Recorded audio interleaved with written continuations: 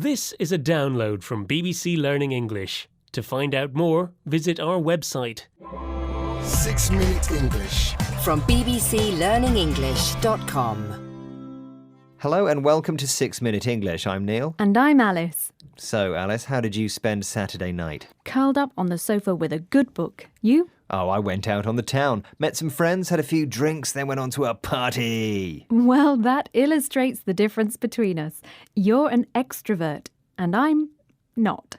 And where we are on the spectrum between introvert and extrovert is the subject of today's show. So, would you call yourself an introvert, Alice? No, I'm an ambivert, which means a mixture of introvert and extrovert. Well, whichever you are, Alice, staying in on your own on a Saturday night is pretty boring. Not to me.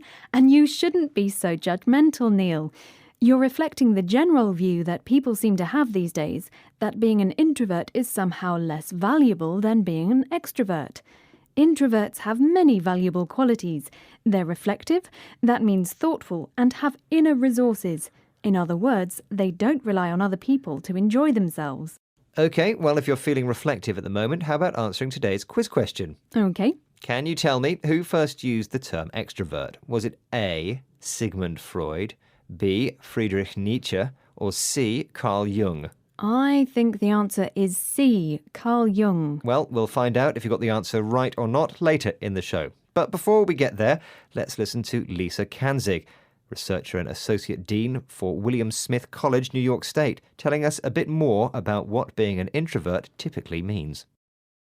Introverts are people of any age who really get their energy from within themselves and who often have sort of a running dialogue in their head going on, thinking before they're talking, like to have a little more time to think through things before they're commenting on them or answering a question, need some time to recharge their batteries by being by themselves and enjoy having alone time.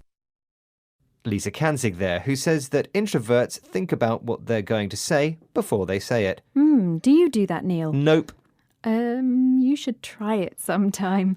Now, Lisa also talks about the different ways people recharge their batteries. Introverts tend to need time alone to regain their strength and energy when they're feeling drained or very tired, whereas extroverts often prefer to recharge by being with other people. So introverts create their energy internally, from within themselves, and extroverts recharge from being with other people. Exactly. But in some situations, for example at school or in the workplace, things can be made suitable for extroverts. Extroverts typically love being with others, in a big class or an open-plan office, where there's a lot going on. They enjoy the external stimulation, but introverts can find these big, noisy environments uncomfortable. I can see that, and these days people are wild about group work and brainstorming. Job ads frequently ask if you are a people person, a team player, and so on. That's right. Introverts like to work alone or in small groups and need a quieter space to perform well. Let's listen now to Dr. Peter Aloka, a researcher and psychologist in Kenya. He's been working with introvert teenage mothers in Bondo who are returning to school after having their babies. And schools are being asked to develop new strategies to support their learning. Introverts might find it easier working in groups, but with smaller groups, and they work in pairs with extroverts. The teachers should design a classroom for all the students to contribute. Wherever a teacher is teaching a question in class, let them allow for wait time for students to process the information before answering the question, just for people to think through the question. Thinking, pairing, and sharing. Those three strategies will help the introverts to speak out. Dr. Peter Aloka is talking about some very clever pairing there. If you put two introverts together, they might not say anything. An extrovert is likely to talk, but won't intimidate or overpower their introvert partner as much as a large group would.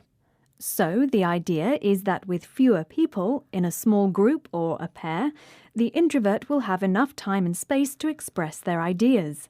And because their ideas have been thought through or carefully considered, their contribution is likely to be worth waiting for. So, think, pair, Share. I like that. Okay, so I think it's time to share the answer to today's quiz question. I asked, who first used the term extrovert? Was it A, Sigmund Freud, B, Friedrich Nietzsche, or C, Carl Jung? I said Carl Jung. And you were right, Alice. So thinking things through really works. Introvert and extrovert are the two basic personality types according to the theories of the 20th century Swiss psychiatrist Carl Jung. According to these theories, an introvert is a person whose interest lies with their own feelings and thoughts, in contrast to an extrovert whose interest lies with other people and the outside world. Okay, now let's hear the words we learned today. Ambivert, reflective, inner resources, recharge their batteries, drained, intimidate, thought through. Well, that's the end of this edition of 6 Minute English. Join us again soon. Meanwhile, visit our website, bbclearningenglish.com, where you'll find guides to grammar, exercises, videos and articles to read and improve your English. And we're on social media too. Make sure to visit our profiles on Facebook, Twitter, Instagram and YouTube. Goodbye. Goodbye. 6 Minute English. From the BBC.